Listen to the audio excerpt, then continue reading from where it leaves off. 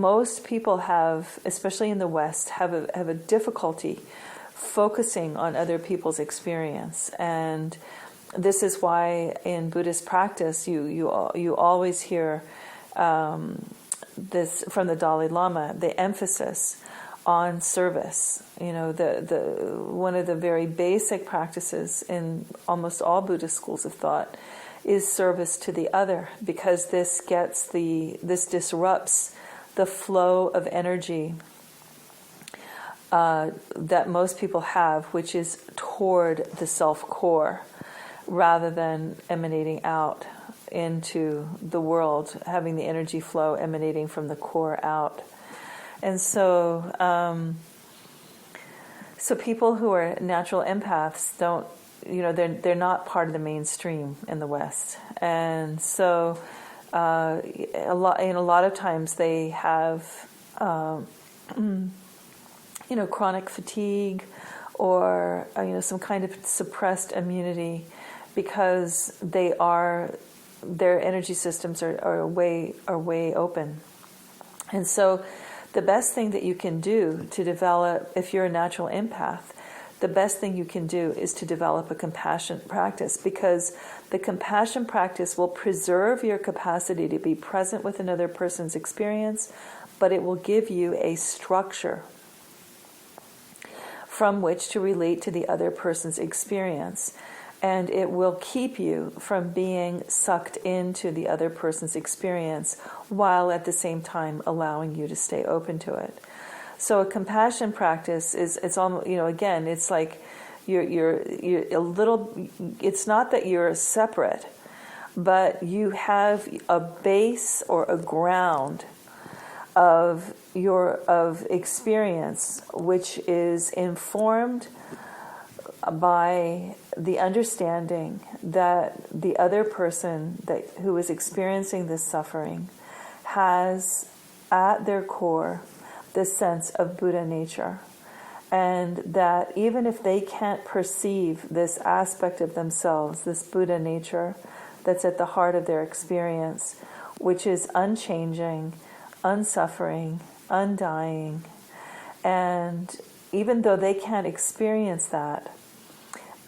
you, as the person who is being present in a compassionate way for them, can remember that, and you can hold that for them, so that you know that there is an aspect of them that is not suffering, and that you can focus on that part while compassionately holding the part that's suffering. And just the recognition that other people's Buddha nature exists within them, even if they cannot experience it, is very stabilizing for someone who is who has the tendency to get pulled into other people's experience through an empathic bond. And so you understand, yes, there is this part that is suffering, but it's in a larger context where there is an experience of this unchanging, compassionate part of the self. And so it gives you stability when you approach a person's experience in this way. And another piece for me, I know personally, that really helps with my compassion practice is another aspect of Buddhist teaching, which is the concept of radical personal responsibility. Because if you understand that everyone is on some level participating in creating their realities, then you understand that people have created their suffering, and that doesn't mean that they should suffer more just because they're creating their suffering through the things that they're attached to, or the things that they're avoiding, or their misapprehensions about things. It's not that they should suffer, it's just that they are suffering, and that's why. It's not because there's some awful, horrible force in the world that you have to save them from. It's that they're creating their own experience, and fierce compassion, which is a very important aspect of depth hypnosis, seeks to be compassionately present for the person, understanding that they are creating their own suffering, and the fierceness is the aspect of the practice where, with permission, you help the person understand how they're creating their suffering. And of course, you can't develop clarity along these lines without having taken refuge in your own Buddha nature,